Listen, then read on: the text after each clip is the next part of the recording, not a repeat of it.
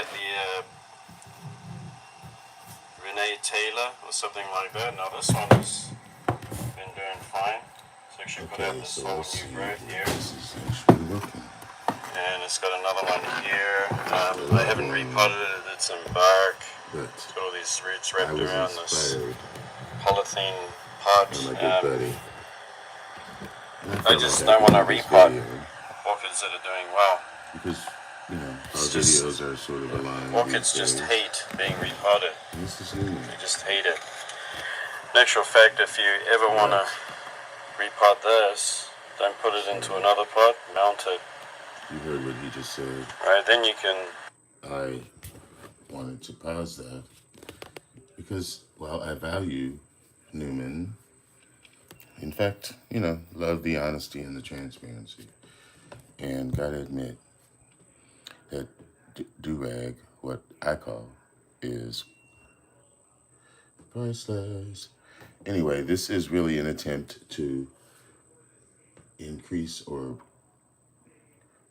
narrow the gap between the communication chasm that happens between individuals who are in different continents.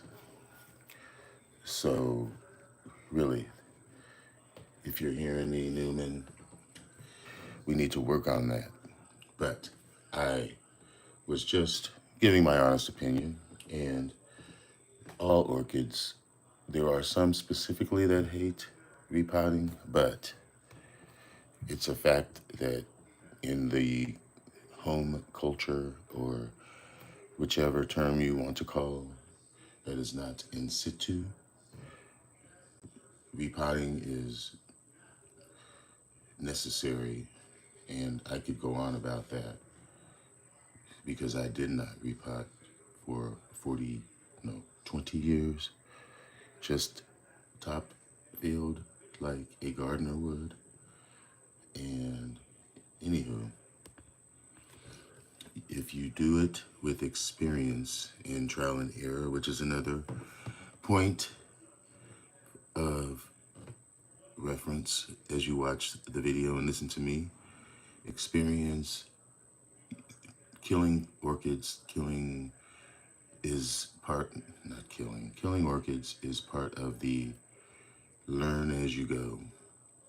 So it's not a negative thing until it reaches levels to where you're not using those failures to better chance. Anyway, you know what I'm saying. So let's get back to Nelson. And I appreciate you watching. Make sure that you hit the like button and subscribe. This is completely an on-the-fly video.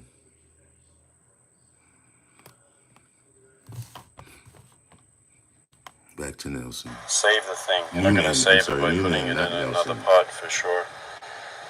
Polybourbon. Denema polybourbon. So this one is... So I am... Sicklia tribe. Skipping on back. Skipping. Yeah, so it's growing away and then they rot off again. It's just, I gotta give it to him because of the I don't think it's a very strong hybrid, if you ask me. I think it's weak. But that requires confidence. Down here is my other Kingianum. You can see all the new growth coming away on it. I would say, and I'm sure I'm not the only one, is that,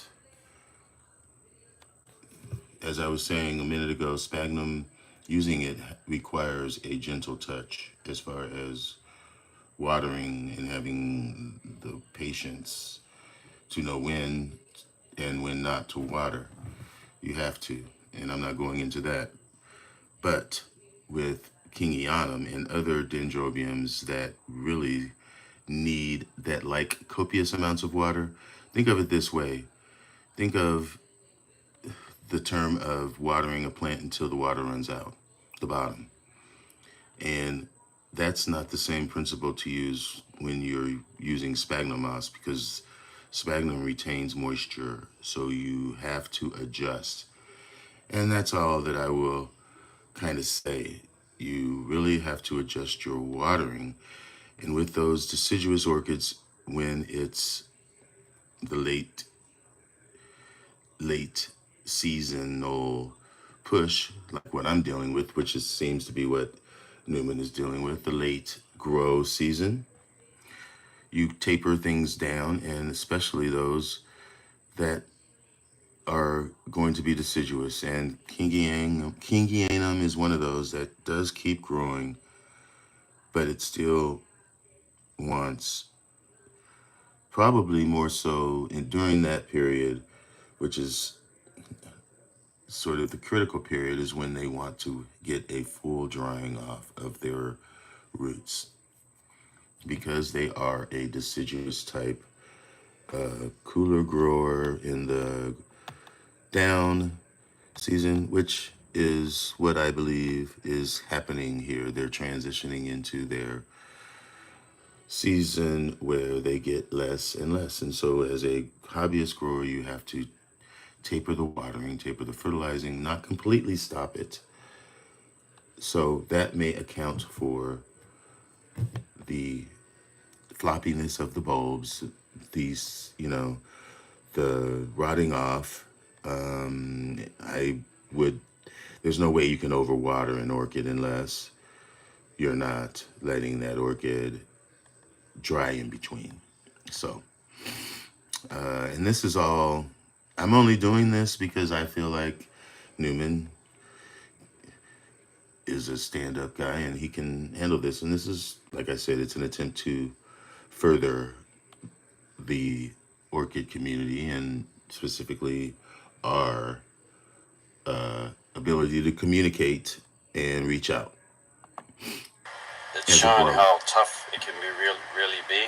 And I did give And you it a see trim up. It had he's some burnt leaves, but getting that was from last different, year.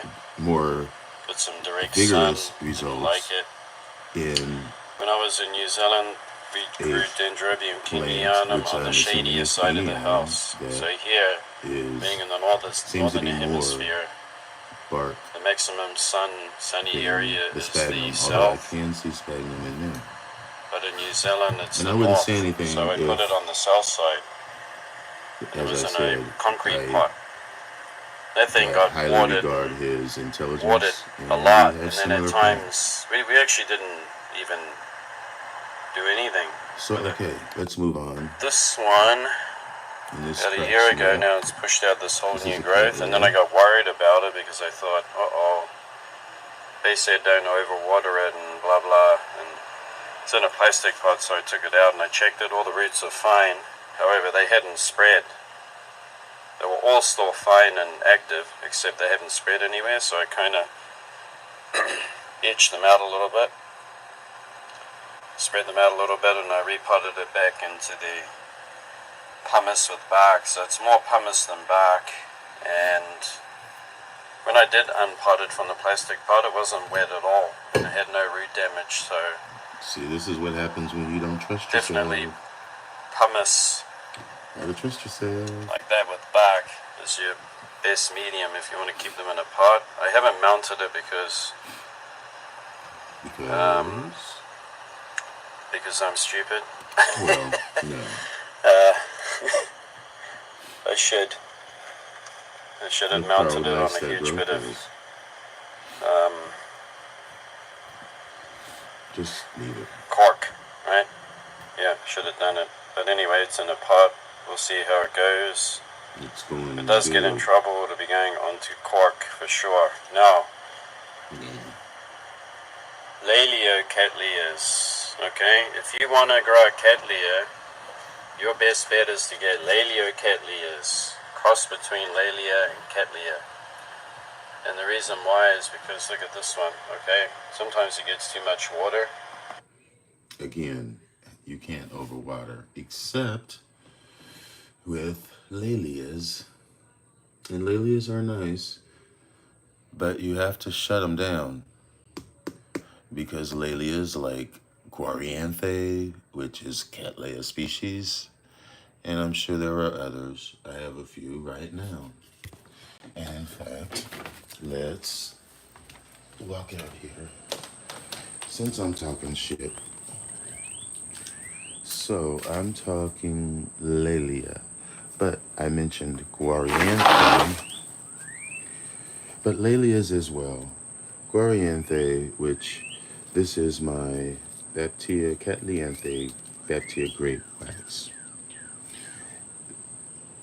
These orchids, here is my Guarianthe Boringiana. No, that's not the tag. Sorry. This is a Cattleya Boringiana. And it is putting up still, as it is immature, it is putting up 2 or 3 new growths. You can see there's 2, and I think there's another on the back. This Cattleya next to it has already bloomed after Redlands, middle of summer, and there is no new growth happening. But this is a mature Cattleya that has Boringiana in it.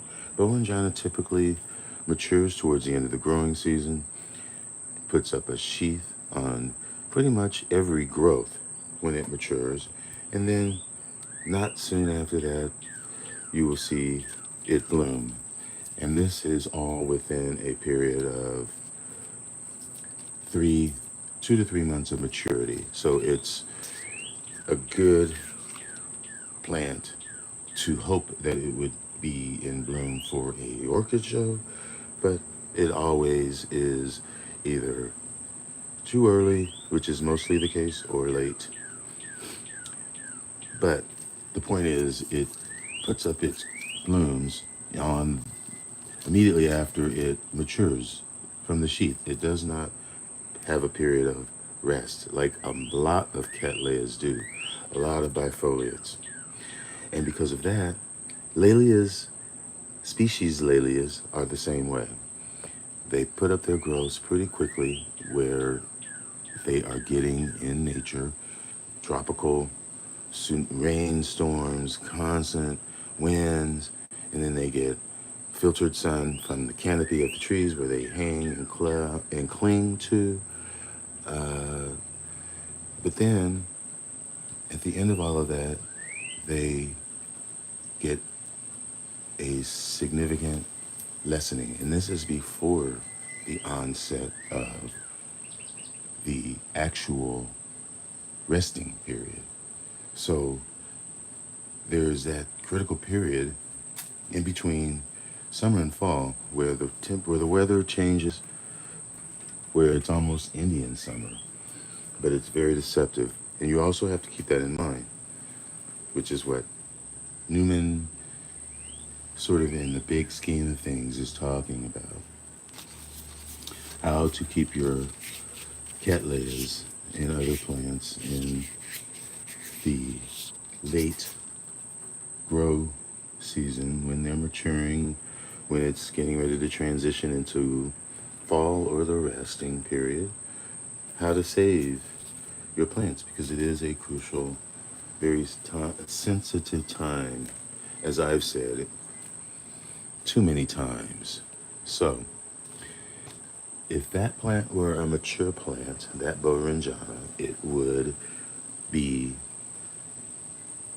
very tall, as I can show you an example of a mature one. And it's right over here. Fortunately, it is recovering, but this is my Boringiana, Cattleya Boringiana right here. And you can see it is putting up a new growth, but as I said, it is maturing. But trust me, the bulbs are that tall, and each matured bulb gets a sheath, which literally weeks after that sheath forming, it will bloom. So, instant gratification, that one is. If you can keep the right culture, and that is true for daffodil or this Catlianthe, whatever it's called. confetti because these sheaths, I would bet money that they will be attempting to bloom within a few months. So let's go back.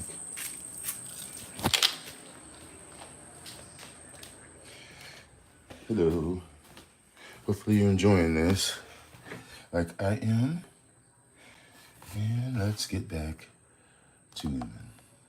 It gets rainfall on it. It's in the pumice in the bark and terracotta pot. It just keeps growing. And its flowers are just like cattleyas. But as I was saying, if you don't cut that water off or allow it to remain outside, it does like cooler temperatures. But the rain is not good for it. It will get into it will just rot the growths and the sheaths, and that will abort any chance of flowers, unfortunately, with Lalias. So that is the tip. I don't have any signs of Lalia in them. And it's got a sheath coming on somewhere. So yeah, the trait on Lalias, You see it right here? possibly make, There's a instead of sheath. the inflorescence, We got a new bulb coming up a certain there. height from one parent. There's one around But there. there is variation, as you know. The Lalia Peekaboo, there it is. Look, characteristic is this thing that goes the really well. So spikes there you are are. long. You're having 2 to trouble 3 feet with long. your cattleyas and they rot and stuff. Get a Lalia cattleya. Or just Well, anyway, Lalias grow are Lalias. cattleyas. They're the same, but depending on what their natural environment is, that's the adjustment that you have to make. All cattleyas would prefer to be mounted, I think. I don't know if I have a mature cattleya that's in sphagnum moss, honestly, because it's wet, dry, wet, dry, wet, dry. That's the thought process for copious amounts of water. Wet, dry, wet, dry, wet, dry. Persavalas, cattleyas, lilias. It's the same. Bretonias, they're the same. Yeah, I Sapphonitis. don't mind a bit more water. Okay. Hippie Cattleya Kyoguchi Happy Field is still doing well. It is a strong hybrid. As you can see, it has this offset and it's doing really well, so I'm happy about it. Haven't had any problems with it. It has beautiful flowers of fragrance, so I'm happy that I got something that's alive and doing well under these conditions. And these conditions are not terrible at all. They just get hot, doesn't it, in Florida? Well, yeah,